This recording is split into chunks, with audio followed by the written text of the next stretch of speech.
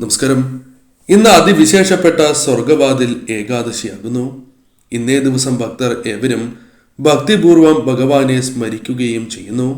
ഭഗവാന്റെ നാമങ്ങൾ ഉരുവിടുകയും ഭഗവാന്റെ പാദത്തിൽ അലിയുവാനായി പ്രാർത്ഥിക്കുകയും ചെയ്യുന്ന ദിവസമാണ് ഇന്നേ ദിവസം. വൈകുണ്ഠത്തിലേക്കുള്ള വാതിൽ ഭഗവാൻ തുറക്കുന്നു എന്ന് തന്നെയാണ് വിശ്വാസം. അതിനാൽ വൈകുണ്ഠ ഏകാദശി എന്നും സ്വർഗവാതിൽ ഏകാദശി എന്നും ഈ ദിവസത്തെ ഏവരും വിളിക്കുന്നതുമാകുന്നു. കുചേല ദിവസത്തിന് ശേഷം വരുന്ന ഏകാദശി എന്നും കൂടാതെ ഇംഗ്ലീഷ് വർഷത്തിലെ അവസാന ഏകാദശി എന്ന പ്രത്യേകതയുമുണ്ട്. ഇന്നേ ദിവസം ഭഗവാന്റെ അനുഗ്രഹത്താൽ ദുരിതങ്ങൾ തീർന്ന് ഭാഗ്യവും ഐശ്വര്യവും ജീവിതത്തിലേക്ക് കടന്നു വരുവാൻ ഭഗവാൻ പുതുവഴികൾ തുറക്കുക തന്നെ ചെയ്യും. ഇന്നേ ദിവസം അതിനാൽ ഭഗവാന്റെ അനുഗ്രഹമുള്ള വീടുകളിൽ, ഭഗവാന്റെ സാന്നിധ്യമുള്ള വീടുകളിൽ കാണുന്ന ലക്ഷണങ്ങളെക്കുറിച്ചാണ് പറയുന്നത്. ചില ശുഭകരമായ സൂചനകൾ ഇതേതെല്ലാമാണ് എന്ന് ഈ വീഡിയോയിലൂടെ വിശദമായി തന്നെ മനസ്സിലാക്കാം. ഇന്നേ ദിവസം നടത്തുന്ന വിശേഷാൽ പൂജകളിൽ ഉൾപ്പെടുത്തുവാൻ ആഗ്രഹിക്കുന്നവർ പേരും ജന്മനക്ഷത്രവും കമന്റ് ബോക്സിൽ രേഖപ്പെടുത്തുക.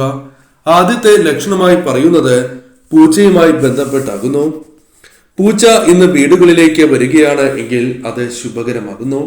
അല്പസമയം വീടുകളിൽ പൂച്ച ചിലവഴിക്കുന്നതും ശുഭകരമാണ് എന്ന് തന്നെ പറയാം.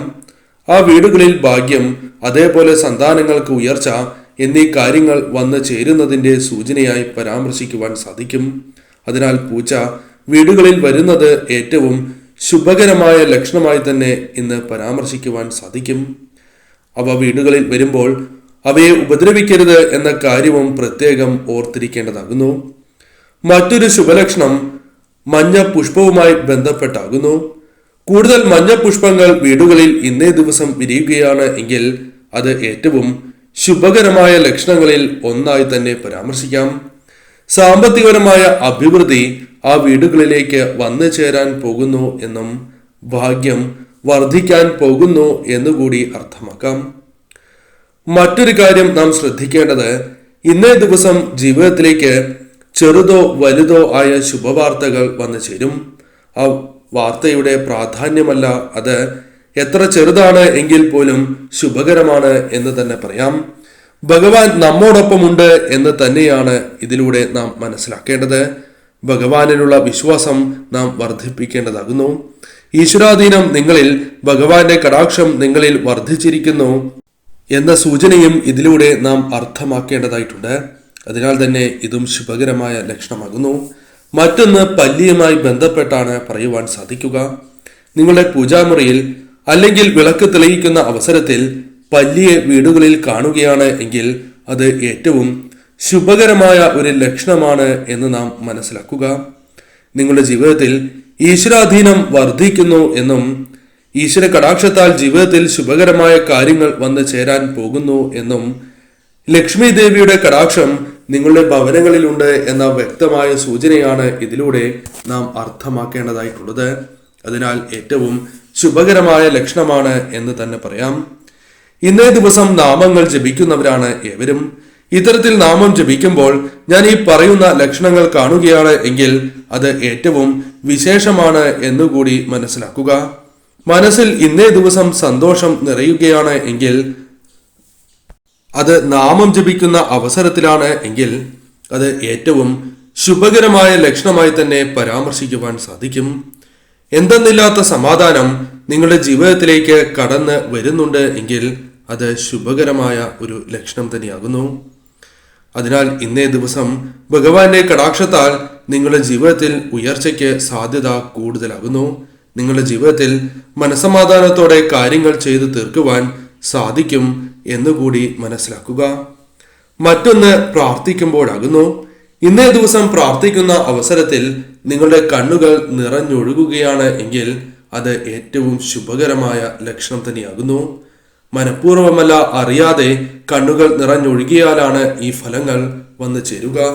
ഭഗവാനോട് നാം കൂടുതൽ അടുക്കുന്നു എന്ന വ്യക്തമായ സൂചനയാണ് ഇതിലൂടെ നാം അർത്ഥമാക്കേണ്ടതായിട്ടുള്ളത്.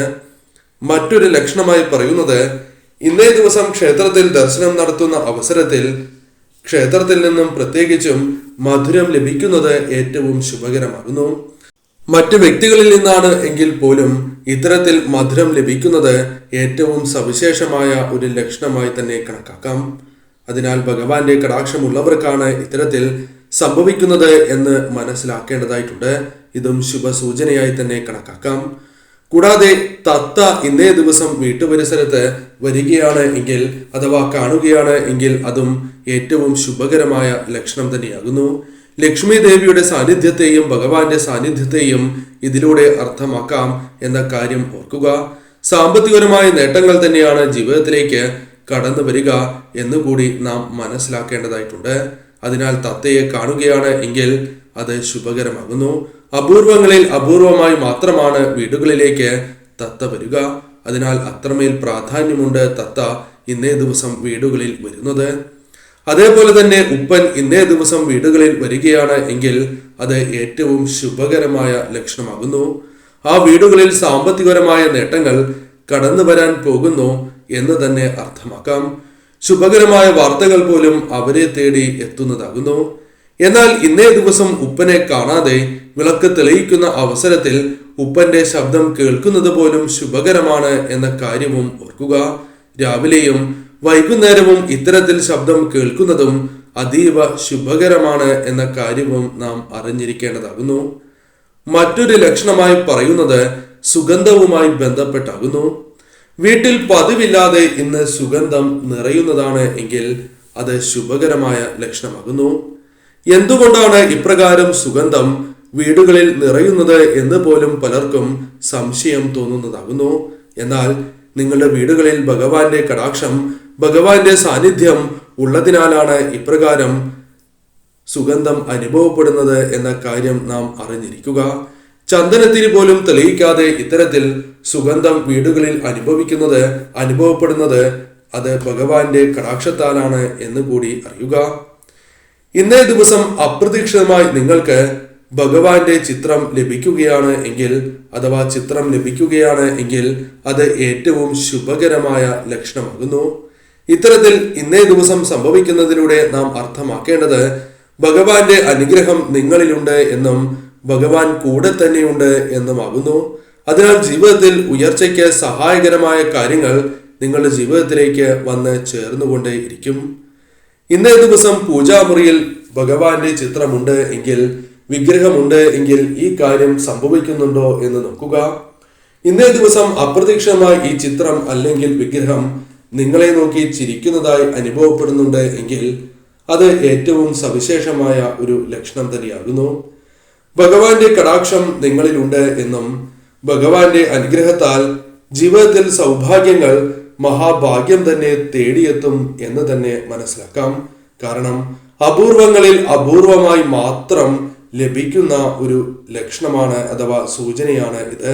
അതിനാൽ ഈ സൂചന ലഭിക്കുന്നവർക്ക് ജീവിതത്തിൽ ഉയർച്ച മാത്രമേ ലഭിക്കൂ.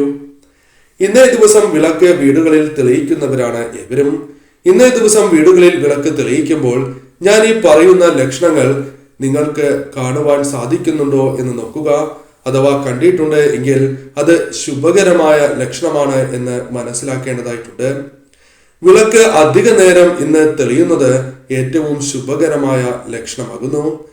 അധിക നേരം തെളിഞ്ഞിരിക്കുന്നത് ശുഭകരമാകുന്നു. ശബ്ദങ്ങൾ ഒന്നും പുറപ്പെടുവിക്കാതെ വിളക്ക് തെളിയുന്നതും ഏറ്റവും ശുഭകരമാകുന്നു. കൂടാതെ ഇന്നേ ദിവസം കൂടുതൽ സ്വർണപ്രഭയോടെ വിളക്ക് തെളിയുന്നുണ്ട് എങ്കിൽ അതും ഏറ്റവും സവിശേഷമായ ലക്ഷണം തന്നെയാകുന്നു. ഭഗവാന്റെ കടാക്ഷത്താലാണ് ഇപ്രകാരം നിങ്ങൾക്ക് സംഭവിക്കുന്നത് എന്ന് കൂടി മനസ്സിലാക്കുക.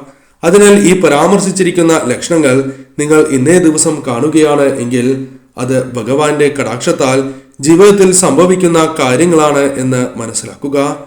തീർച്ചയായും നിങ്ങളുടെ ജീവിതത്തിൽ ഭഗവാന്റെ കടാക്ഷത്താൽ ഉയർച്ച വന്ന് ചേരുക തന്നെ ചെയ്യും.